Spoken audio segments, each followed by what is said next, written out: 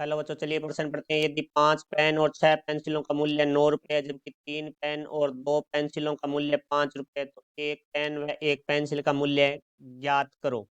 मुख्य अवधारणा। तो हमारा जो प्रश्न है वो दो चरों वाले रैखिक समीकरण से संबंधित है। तो अब देखो, हमारे प्रश्न के बारे में बात करेंगे तो हमारे पास एक पेन है और एक पेंसिल है। तो हम मान लेते हैं, मानना एक पेन का मूल्य बराबर है x रुपए। एक पेंसिल का मूल्य बराबर है y रुपए।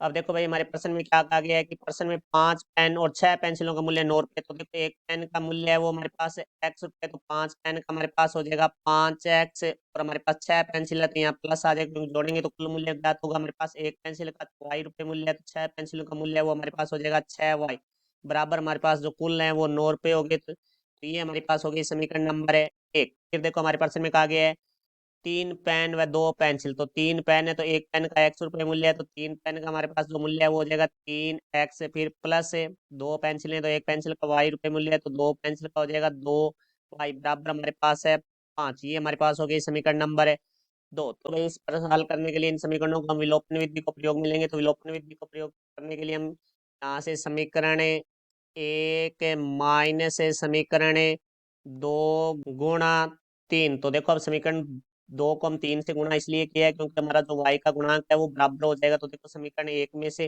घटाना है हम समीकरण 2 को 3 से गुणा करके। तो देखो, समीकरण 1 तो वैसी की वैसी आएगी, तो 5x प्लस 6y बराबर 9। अब देखो, समीकरण नंबर 2 को 3 से गुणा करके लिखेंगे, तो 3x को 3 से गुणा करेंगे तो 9x प्लस 2y को 3 से गुणा करेंगे तो 6y बराबर 5 को हम 3 से गुणा करेंगे तो हमारे पास आ जाएगा 15। तो देखो, अब घटाना है तो हम इसके चिन्ह परिवर्तित करेंगे। तो यहाँ देखो, प्लस का 9x था तो ये माइनस का हो जाएगा, प्लस का 6y है तो ये माइनस का हो जाएगा, और इसी प्रकार प्लस का 15 था तो वो माइनस का 15 हो जाएगा। तो यहाँ से देखो भाई, ये प्लस के 6y से माइनस का 6y कट जाएगा, तो प्लस का 5x है माइनस का 9x है, तो यहाँ से आ जाएगा माइनस का 4x। 9 प्लस है और 15 माइनस का, तो यहाँ से आ जाएगा हमारे पास है माइनस का 6।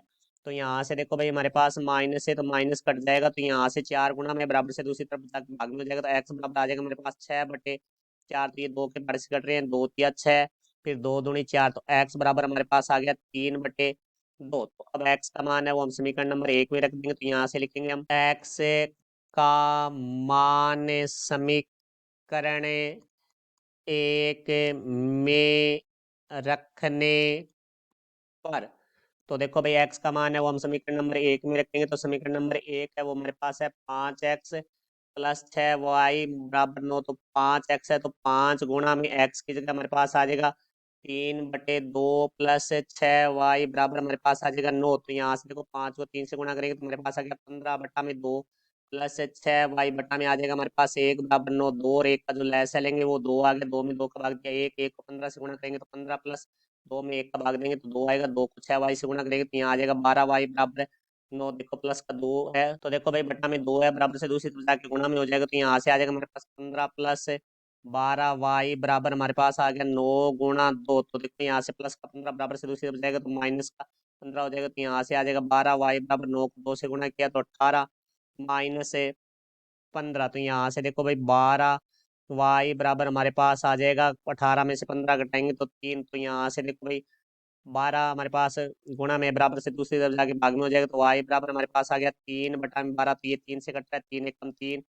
12 भी 3 से कट रहा है, तो 3 चौके 12। तो y बराबर हमारे पास आ चुका है 1/4। तो यहाँ से देखो भाई, एक पेन का मूल्य, तो एक पेन का जो मूल्य है वो देखो हमने लिया था x रुपए। तो x की जगह हमारे पास है 3/2, तो यहाँ आ गया 3/2 रुपए। तो देखो, इसको हम भाग देंगे तो हमारे पास आ जाएगा ये 1.5 रुपए। तो देखो भाई, यहाँ से क्योंकि क्योंकि हम जानते हैं 1 रुपया बराबर होता है हमारे पास है 100 पैसे। तो यहाँ से देखो भाई, 1.5 है तो ये 1 रुपए का 0.5 है, तो पैसों में बदलेंगे तो हमारे पास आ जाएगा क्योंकि 100 से गुणा करेंगे तो यहाँ से आगे हमारे पास है 50 पैसे, तो 1 रुपया 50 पैसे हो गए। यहाँ से फिर हम बात करेंगे एक पेंसिल का मूल्य, तो पेंसिल का मूल्य वो हमने वाई लिया था, तो वाई बराबर है हमारे पास है 1/4। तो देखो 1/4 ये रुपए हो गए, क्योंकि 1 रुपये में 100 पैसा होता है, तो यहाँ से 1/4 पैसों में बदलने के लिए हम 100 से गुणा करेंगे। तो अब देखो ये हमारे पास है पैसों में आ चुका है, तो यहाँ देखो भाई हम 100 में 4 को भाग देंगे तो हमारे पास आ जाएगा 25। तो यहाँ से आगे हमारे पास है 25 पैसे। तो ये हमारे प्रश्न का उत्तर हुआ। मैं आशा करता हूँ समझाया होगा। धन्यवाद।